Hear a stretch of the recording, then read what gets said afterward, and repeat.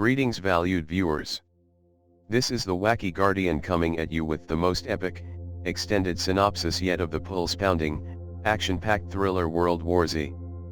Former UN employee Gerry Lane, his wife Karen, and their two daughters, Rachel and Constance, awaken and savor a family breakfast. Gerry shares with Constance, the youngest daughter, that he resigned from his job to dedicate more time to the family. On the television, news broadcasts depict chaos and discussions of martial law. Later, they find themselves stuck in gridlocked Philadelphia traffic when the city is besieged by a horde of zombies. These assailants move with alarming speed, gnawing on individuals, and the infected transform at a startling rate. The Lanes become embroiled in a vehicular collision amid the frantic stampede, and Gerry observes that it takes roughly 12 seconds for a bitten individual to undergo a transformation. As the pandemonium spreads, the Lanes escape the city in a purloined RV. They halt near Newark, New Jersey, at a vast grocery store where Karen amasses whatever provisions she can scavenge, and Gerry procures medication for his eldest daughter, Rachel, who is enduring a severe asthma attack due to the shock and stress of their ordeal. His wife falls prey to looters, Gerry dispatches one of them, and Karen is subsequently released. For a fleeting moment, it appears as if a police officer might apprehend Gerry despite him brandishing the rifle overhead, but the officer is simply on a quest for supplies. Beyond the store, the family seeks refuge in a Newark apartment complex. There, they encounter Deputy Secretary General Thierry O'Mutiny, an old friend of Gerry's, who contacts them and informs them that a rescue helicopter will arrive the following morning. The Lanes take shelter in a small apartment inhabited by a Latino family. A boy named Tomasz, who can converse in English, serves as a translator for the Lanes. Gerry, convinced that their best chance of survival lies in perpetual movement, is unsuccessful in persuading Tomasz family to accompany them. The next morning, the Lanes stealthily navigate the mostly abandoned tenement in an attempt to reach the roof.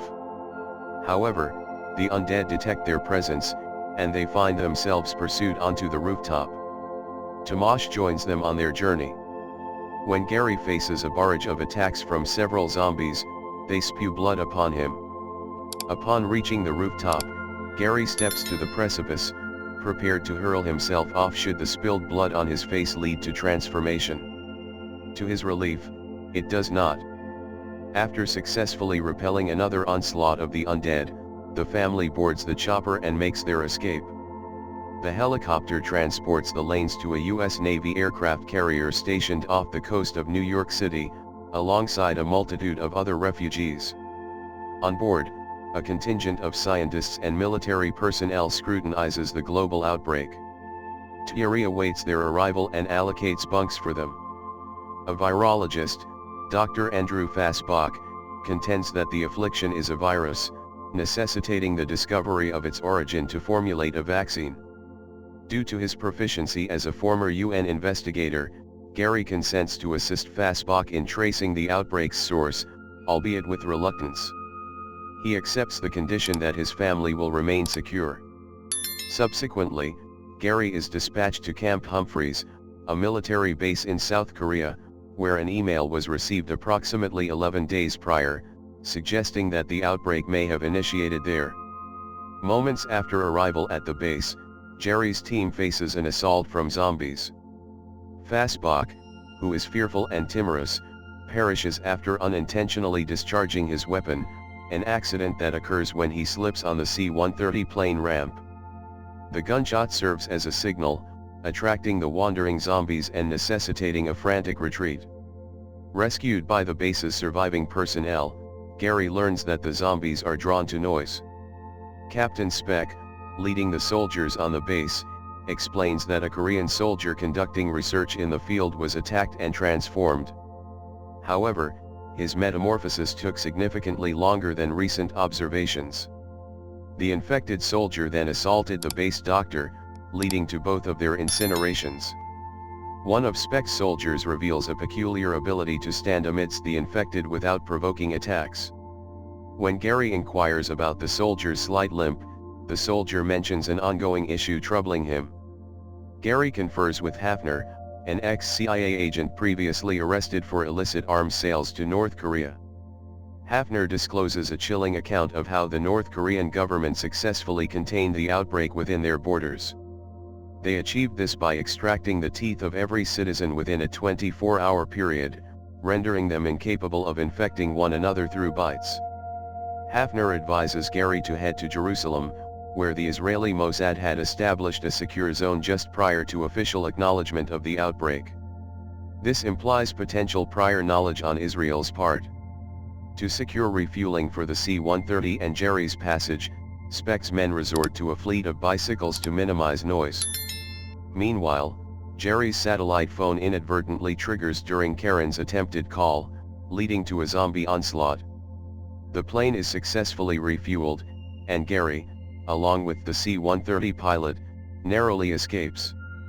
In Jerusalem, Gerry encounters Mossad leader Jurgen Wormbrunn, who elucidates how the Mossad intercepted communications from an Indian army general months ago. This communication indicated that Indian troops were confronting the Rakshasa, or dead spirits. Wormbrunn further details the formidable wall encircling Jerusalem's center, where refugees, including non-Jews and Muslims, are being admitted to the quarantine zone. While Gerry converses with Jurgen, a group of Muslim refugees joyously begin singing at the discovery of a safe haven. One of the women stumbles upon a microphone, and the chorus swells. The harmonious voices attract the zombies outside, leading to their ascent over the protective wall in a colossal mound, ultimately breaching the city's defenses. While fleeing, Gerry observes that the zombies disregard an elderly man and an emaciated boy. Subsequently, a young Israeli female soldier, Sejan, who accompanies Gerry, falls victim to a zombie bite. In a swift and desperate act, Gerry amputates her hand to impede infection, counting to 12 until he is reasonably certain she won't turn. Gerry and Sejan eventually manage to reach the airport, boarding a Belarus Airways airliner after Gerry's pilot succumbs to panic and departs. Contacting Thierry, Gerry seeks information on the closest WHO or CDC-type laboratory. They are redirected to a WHO research facility in Cardiff, Wales. While in flight, a concealed zombie is inadvertently released from the cargo hold and attacks a flight attendant. She proceeds to assault other passengers. The plane crashes in the vicinity of Cardiff after Gerry detonates a grenade to eliminate the zombies. Surviving the crash, Sejan and Gerry embark on a journey as the apparent sole survivors, with Gerry impaled by a shard of metal. Sejan discovers him and, despite his grievous injury, they trek to Cardiff, eventually locating the WHO facility. Left without communication, the US Navy presumes Gerry's demise and resettles his family in Nova Scotia. Upon arrival at the facility, Gerry regains consciousness at the entrance, his wound tended to and bandaged. He persuades the facility staff of his specific mission, leading them to call his wife's satellite phone. Thierry answers and vouches for Gerry's identity to alleviate the WHO staff's suspicions. Gerry divulges a theory to the skeptical scientists, suggesting that the infected refrain from biting individuals who are severely injured or terminally ill, as they are unsuitable for viral reproduction. Volunteering to inject himself with a terminal yet curable pathogen to test his theory, Gerry prepares to proceed. However, the pathogen vault wing was overrun by zombies after a doctor accidentally infected himself. Despite the peril, Gerry opts to retrieve a pathogen. Accompanied by Sejan and a WHO doctor for support, they battle their way through the zombie-infested corridors. Gerry eventually gains access to the pathogen vault. Inside, Gerry selects vials of pathogens from two separate cabinets, aware that the left cabinet contains lethal and incurable diseases. Preparing to depart, he spies a former doctor-turned-zombie outside the vault. Trapped and unarmed, Gerry resolves to inject himself to test his theory.